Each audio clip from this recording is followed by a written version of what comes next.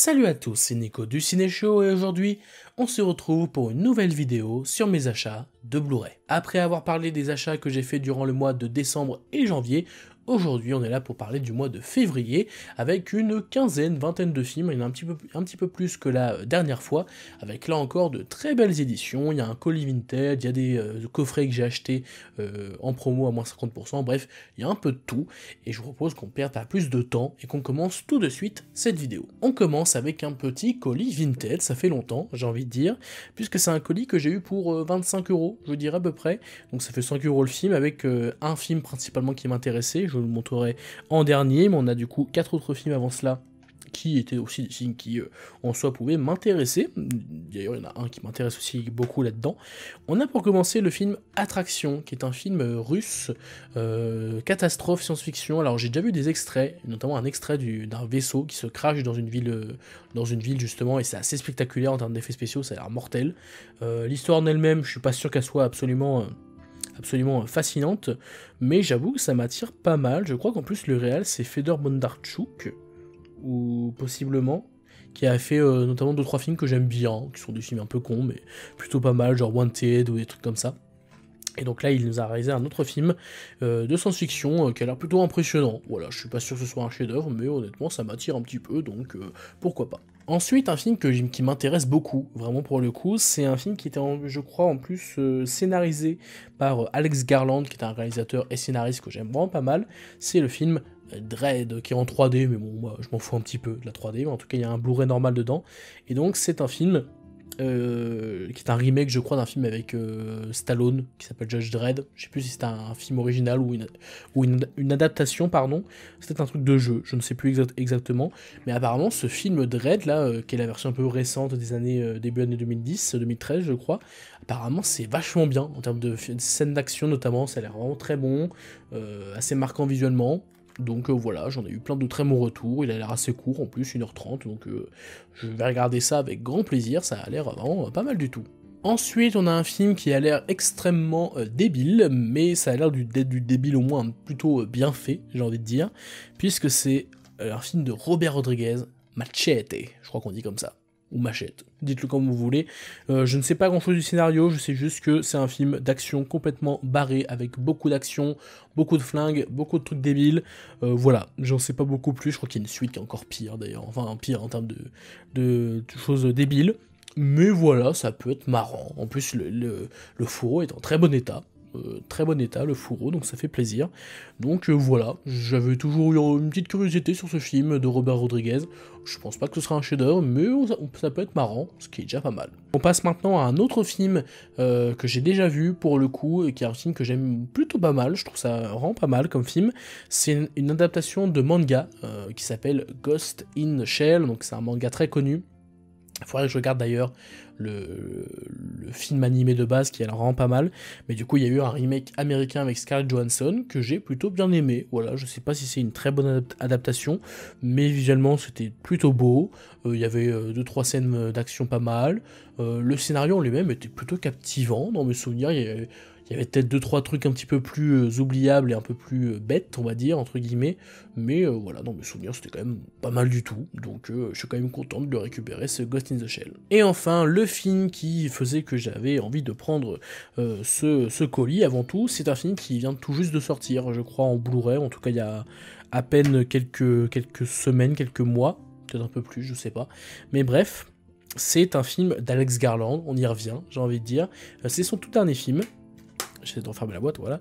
Sont tout un des films qui est sorti en 2024 et qui a failli faire partie de mon top film de l'année, parce que c'est un film que j'ai beaucoup aimé, mais pas assez pour rentrer dans le top, mais c'est vraiment un excellent film, c'est Civil War, donc qui nous raconte une Amérique fictive, j'ai envie de dire, où on a deux camps politiques qui se sont opposés, et on a une guerre civile, d'où le titre, aux États-Unis qui s'installe, et on suit plusieurs journalistes qui vont essayer de filmer, de couvrir le conflit tout simplement, hein, c'est le rôle des reporters de guerre notamment.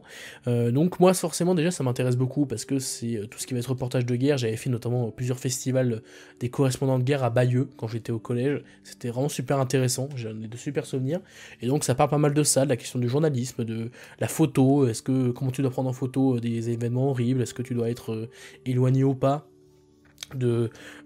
émotionnellement on va dire, de ce que tu filmes, de ce que tu photographies, ce que tu prends en photo, pardon. Bref, il y a beaucoup de sujets intéressants. Je comprends ceux qui n'ont pas aimé, notamment le côté un petit peu, où on parle pas trop du conflit en lui-même. C'est-à-dire qu'on ne sait pas trop quelles forces politiques sont en opposition et pour quelles raisons, quels sont les camps politiques, etc. Moi, je trouvais ça pas déconnant parce que ça va permettre au film, d'être un peu, de mieux vieillir, dans le sens où, en espérant que ça n'arrive pas, mais si un conflit de la sorte arrive aux États-Unis, le film ne va pas se tromper entre guillemets dans le sens où il n'a pas mis en avant des camps précis, j'ai envie de dire. Certains pourraient trouver ça du coup pour dire que c'est une mauvaise chose parce que du coup le film est un peu centriste ou sans opinion dans son propos politique, et c'est vrai qu'on pourrait lui reprocher si jamais on peut voir le film de cet aspect-là. Moi, je le vois plus dans l'aspect journalisme de guerre. Donc c'est pour ça que moi, ça me dérange pas tant que ça, surtout que le film est en plus de cela magnifique visuellement et très très bien joué.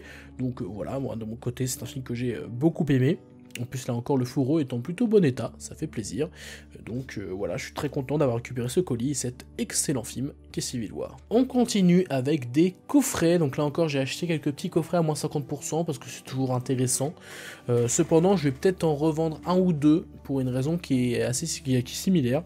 Je vais vous expliquer ça tout de suite en vous montrant les deux coffrets qui posent problème. Alors on a d'abord le coffret Wonka et le Pôle Express, qui sont deux films que j'aime pas mal, surtout Wonka je pense. Wonka c'est vraiment un film que j'ai beaucoup aimé de fin 2023, une sorte de film un peu de Noël j'ai envie de dire, qui passe vraiment très très bien, avec une belle magie, de très belle musique, c'est vraiment super. Et le Pôle Express j'aime vraiment bien aussi, c'est un film qui a un petit peu vieilli techniquement, mais avec une histoire assez marquante, et là encore une musique très marquante. Donc c'est deux films que j'aime beaucoup. Le problème c'est que je pensais que c'était un coffret avec deux boîtiers. En fait non, regardez, c'est un coffret comme celui-ci où vous avez les deux films dans un même boîtier, et personnellement je trouve ça très chiant. Alors là attention, ça va être vraiment le côté maniaque du mec qui fait une collection, c'est-à-dire que moi du coup si je veux le ranger dans l'ordre alphabétique, Wonka je le mettrai à la fin et le Pôle Express je le mettrai au P ou au L, ce qui fait que normalement il devrait être mieux positionné, et avec ce genre de coffret en fait je me retrouve un peu bloqué parce que je ne sais pas où le mettre, et ça me frustre pas mal. Voilà, c'est tout con hein. Vraiment, on est sur des caprices là, caprices de collectionneur, mais c'est vrai que ça me dérange un petit peu, donc il y a moyen que je le revende, ou que je fasse, ou je sais pas, je fasse un truc avec, mais de mon côté, ça me dérange un petit peu, ce côté-là, avec un seul film, enfin deux films dans un seul même boîtier, c'est un peu relou pour ranger les collections, et j'ai le même problème avec un autre coffret, alors pour le coup beaucoup plus surprenant, c'est un coffret Lelouch Belmondo. Pourquoi pas, j'avais notamment Itinéraire d'un enfant gâté, c'était ce film-là que je voulais voir, parce que c'est un film assez connu du réalisateur et de l'acteur, pour le coup, que j'ai pas vu, mais qui m'intéresse. Et il y a deux autres films, il y a Un homme qui me plaît et Les Misérables, je ne sais pas trop ce que ça vaut, mais je suppose que ça doit être pas si mal que ça. Le problème, c'est que autant un Itinéraire d'un enfant gâté, il a le droit à un seul boîtier, donc tout va bien, mais le deuxième, Les Misérables et Un homme qui me plaît, il a deux boîtiers. Enfin, il a deux films dans un seul boîtier, et là, pour le coup, je comprends pas, parce qu'en plus, le coffret, du coup, il y a un boîtier où il y a un seul film, et l'autre où on a deux films, ce qui est assez particulier, comme coffret. Donc, je sais pas trop ce que je vais faire avec ce coffret, je pense que je vais le garder, parce que pour le coup, c'est des films beaucoup plus difficiles à trouver. Autant Wonka, le Pôle Express, c'est facile de les trouver en édition simple. Autant ces films-là, je ne suis pas sûr que ce soit le cas. Donc je pense que je vais le garder, et pour l'autre, je vais voir, voilà. Mais c'est du coup ces deux coffrets que j'ai eu pour 10 € je crois chacun, donc c'était pas si cher que ça. Et voilà, pour ce qui est de ces deux coffrets, mais c'est vrai que ça me pose un petit peu problème pour l'aspect collection. Et j'ai acheté deux autres coffrets. Le premier, c'est un coffret Park Chan-wook avec deux films du réalisateur sud-coréen, à savoir Decision to Live, que j'ai déjà vu au cinéma, qui était pas mal, sans que ce soit renversant. Et on a ensuite Mademoiselle, qui apparemment est vraiment excellent, mais ça pour le coup je ne l'ai pas vu. C'est bien pour ça que j'ai acheté, j'ai envie de dire. Donc voilà, je le regarderai un de ces quatre, mais Decision to Live, j'avais trouvé ça pas mal. C'est un petit thriller très bien réalisé, c'est pas un thriller que j'ai trouvé captivant, honnêtement. mais c'était plutôt cool, et à voir pour Mademoiselle, du coup, qui est un film beaucoup plus réputé, il me semble. Et le quatrième et donc dernier coffret de cette vidéo, c'est un coffret qui contient la trilogie Robocop. Et oui, je me suis fait une petite folie. Alors j'ai déjà vu le premier, je l'avais vu à Gérardmer d'ailleurs, c'était plutôt cool. Lors du festival international de Gérardmer, ils avaient diffusé la copie 4K du premier Robocop, qui était super, hein, vraiment le film. La restauration était superbe, et le film en lui-même était super, j'ai vraiment beaucoup aimé. Et donc, je me suis dit c'est l'occasion déjà d'avoir le premier, mais aussi il y a le 2 et le 3, apparemment ils sont pas aussi bien, voire même pas terrible pour certains, mais il m'intéresse quand même, j'ai envie de découvrir ça, et voilà, donc là encore c'était 10 € pour les 3 films, c'est pas si cher que ça, et ça va me permettre de découvrir les 2 autres, un de ces 4, voilà, pour ce qui est de ce coffret Robocop, et là du coup, bon, j'ai pas ouvert, mais vu la taille en termes de largeur, je suppose qu'il y a bien 3 boîtiers, ce qui est quand même beaucoup plus pratique. Même si moins dérangeant, vu qu'en soi c'est la même saga, c'est la même trilogie, donc ce serait pas déconnant de l'avoir dans un seul boîtier. C'est plus dérangeant quand c'est 2 films différents, en fait. Il nous reste maintenant 4 Blu-ray à vous présenter, avec vraiment de très belles choses, notamment les 2 derniers qui arrivent juste après, mais d'abord, je suis allé dans un Leclerc à un moment donné, après ma journée de travail, et je suis tombé sur 2 articles qui étaient en solde, et donc je les ai récupérés. Alors il y en a un qui était peut-être pas en solde, mais en tout cas il était en réduction, il était en promo. Et le premier, c'est le film Visage Village, qui je crois est un documentaire avec Agnès Varda, qui je crois depuis nous a quittés malheureusement. Enfin, c'est même pas que je crois, c'est que j'en suis sûr. Paix à son âme. Et c'est un documentaire avec, je crois que c'est, comment il s'appelle, JR. Ouais, c'est JR qui est quelqu'un qui est assez réputé dans beaucoup d'actions qu'il a fait. Et donc dans plusieurs documentaires notamment. Et là, c'est un film qui parle de Agnès Varda et de JR qui vont, je crois, se balader à travers plusieurs villages. Et c'est tout, mais apparemment c'est vachement bien, apparemment c'est vraiment très cool, assez inspirant. J'ai déjà vu un extrait passé où il y avait Agnès Varda qui toquait à la porte de Jean-Luc Godard, je crois, et qui lui répondait pas.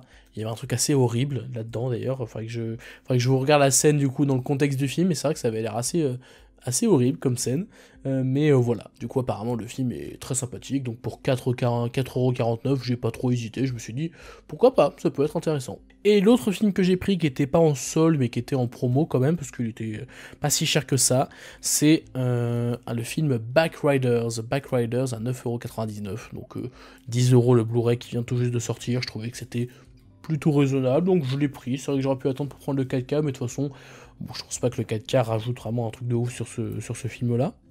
Et donc, c'est un film de Jeff Nichols que j'avais traité en critique, d'ailleurs, si ça vous intéresse.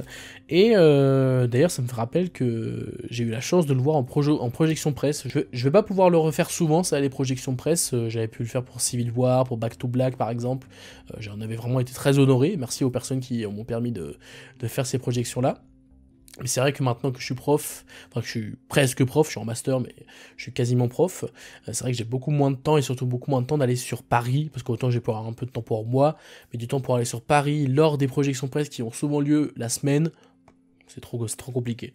Donc voilà, je vais peut-être moins en faire, mais en tout cas j'ai souvenir d'avoir vu ce film-là, Backriders, en projo presse, donc c'était plutôt cool. Et donc, on a ce film Backriders qui est réalisé par Jeff Nichols et qui est vraiment très très bon, avec un très bon casting. Il y a un truc un peu scorsésien quand même dans cette histoire de... c'est pas un gang, mais c'est un peu une sorte de tribu, de groupe de bikers, Backriders, hein, c'est dans le titre. Et écoutez, c'est quand même bien raconté, ça dure un peu moins de 2 heures, c'est vraiment bien rythmé. Il y a une belle mise en scène, une belle BO. C'est vraiment un très bon film. C'est pas un film qui m'a plus marqué que ça sur l'année, mais c'est vraiment un film que je peux recommander sans problème parce que c'est vraiment réussi sur quasiment tous les points. C'est vraiment du très très bon. Donc si jamais ça vous intéresse, Backrider, c'est vraiment bien. Un côté un petit peu aussi mélancolique sur les temps passés qu'on regrette, parce qu'il y a un côté justement où on regrette un petit peu cette époque. Des Backriders, donc ça, il y a un message qui est plutôt sympa sur la fin notamment. Donc je vous le recommande si vous l'avez pas vu, Backriders, c'est vraiment très très bien. Et on termine cette vidéo avec 2 Blu-ray achetés neufs, donc le jour quasiment de leur sortie. Je garde le tout dernier pour la fin parce que c'est vraiment un projet que c'est partie de mes films préférés désormais. Hein. Je l'ai déjà montré d'ailleurs dans un post le mois dernier. Mais j'en dis pas plus. Le premier film, enfin plutôt la première série que je vais vous présenter, c'est donc Loki, saison 2, donc ça a coûté quand même un peu cher, on va pas se mentir, mais je suis prêt à payer quand c'est une très bonne série, tout simplement, et c'est le cas pour Loki, saison 2, j'avais déjà la première saison, du coup, là encore en format steelbook, et donc j'ai repayé 60€, c'est quand même extrêmement cher, on va pas se mentir, hein, pour une série, mais je suis prêt à le payer parce que c'est rare que Disney Plus sorte leur série en Blu-ray, donc déjà il y a un côté un peu édition limitée, et en plus de cela, Loki saison 2 c'est vachement bien, c'est même limite mieux que la saison 1 qui était déjà excellente, il y a des moments extrêmement marquants, la fin est superbe, vraiment Loki saison 2 c'est une tuerie, donc c'est pour ça aussi que je l'ai prise, parce que c'est une très bonne série, je suis très content d'avoir les 2 saisons en Blu-ray, mais vraiment, pour moi, c'est la dernière œuvre vraiment marquante du MCU, et je suis pas sûr qu'on va retrouver quelque chose d'aussi marquant dans les années à venir. J'espère que oui, hein, mais c'est vrai qu'en termes de film, il n'y a rien qui me chauffe vraiment. En termes de série, la seule série qui s'annonce plutôt pas mal, c'est Daredevil, mais visiblement, c'est plus parce que la série Netflix était pas mal, donc forcément, c'est plutôt facile, entre guillemets, de refaire un truc bien, vu qu'ils avaient déjà une base assez solide. Là, c'est vrai que bon, je pense que c'est Loki, pour moi, dans mon cœur, à moins que ça change, c'est la fin du MCU. C'est la série épilogue un petit peu, c'est vraiment... si vous l'avez pas vu, Loki, c'est pour moi la série Marvel à rattraper avec WandaVision. C'est ces 2 séries-là, vraiment, qui pour moi sont très marquantes, et qui... surtout Loki, vraiment Loki, c'est à voir. C'est vraiment excellent, donc je ne peux que vous le recommander, et très content d'avoir récupéré cette très belle édition Steelbook, voilà, avec... je crois qu'il y a des cartes à l'intérieur, je l'ouvre pas pour l'instant, vu que j'ai pas besoin de les regarder, mais c'est vrai que j'aimerais bien voir le Steelbook en entier, il doit être très très beau. Et enfin, le dernier Blu-ray de cette vidéo, c'est un Blu-ray que j'ai pas hésité à acheter, c'est-à-dire que j'étais passé dans le Carrefour près de chez moi, je l'ai vu passer alors que je pensais qu'il sortait quelques jours plus tard, j'ai pas trop hésité, je l'ai pris directement, c'est rare que je prenne un film directement, parce que du coup c'est 20€ ou 25€ selon les films, mais là c'était 20€, ce qui fait d'ailleurs que j'aurais pris, je pense pas que j'aurais pris si c'était 25€, mais vu que c'est 20€, j'ai pas trop hésité, et c'est vraiment parce que c'est un film que j'aime de tout mon cœur et que je voulais absolument avoir directement, c'est Le Robot Sauvage, bien évidemment. C'était mon top 1 de l'année 2024. Je vous l'ai partagé en post il y a quelques semaines, je crois. Et je l'ai récupéré dès le jour de sa sortie. Je l'ai revu le lendemain, hein, après que je l'ai acheté. Et c'est toujours aussi fort, quoi. Je l'ai déjà vu 4 fois et... je suis toujours aussi charmé par ce film, alors je commence un petit peu plus à voir forcément certaines ficelles scénaristiques, hein, tu sens qu'il y a des trucs pas très originaux, hein, c'est sûr, hein. Mais ce film marche à fond sur moi, j'ai trop hâte de voir la suite, parce que pour le coup, normalement, c'est acté désormais, il y aura une suite, j'ai trop hâte, voilà, de voir la suite de cette histoire, de voir la suite de ces personnages qui m'ont absolument... déchirer le cœur, mais dans le bon sens du terme. Vraiment, c'est Rose et Jolie Beck, j'allais oublier son prénom, c'est vrai que juste Jolie Beck, c'est un peu spécial comme prénom, mais bon, faut retenir. Mais voilà, un film presque proche de la perfection à mes yeux, c'est magnifique visuellement, la musique est exceptionnelle, l'histoire est marquante, les personnages sont adorables, bref... Voilà, moi, j'en ai déjà parlé 10 000 fois de ce film, je vais pas épiloguer, mais voilà, je l'ai récupéré, en plus le fourreau est très très beau, je trouve que le fourreau est magnifique, en très bon état, forcément je l'ai acheté neuf, mais j'aime beaucoup le côté où on a le logo Blu-ray qui est intégré au visuel, ce qui fait que ça fait pas trop tâche, c'est plutôt beau de cette façon-là, bon... Voilà, je tenais à le dire, j'aime bien cette plutôt belle édition, évidemment que s'il était sorti en steelbook ou en 4K, je l'aurais pris, mais en l'occurrence, il n'est sorti que en Blu-ray, et j'ai envie de dire que c'est déjà pas mal, il y a plein de films, notamment je pense au Successeur, qui était mon deuxième film préféré de l'année dernière, il n'est pas sorti en Blu-ray, il est sorti qu'en DVD, ce qui fait que je ne pense pas l'avoir un jour dans ma collection, ce qui me rend un peu triste, j'avoue. Mais bon, voilà, en l'occurrence, j'ai acheté ce film, j'en suis très content, Le Robot Sauvage, c'est toujours un chef-d'œuvre. Voilà, c'est la fin de cette vidéo, j'espère qu'elle vous a plu, encore une fois, désolé si ma voix est un petit peu irritée, j'espère que ça vous a pas trop dérangé, et si la vidéo vous a plu, n'hésitez pas à la liker, à vous abonner et à partager la vidéo, et quant à moi, je vous dis à la prochaine pour parler de cinéma, mais en attendant, c'était Nico du Ciné Show, à bientôt.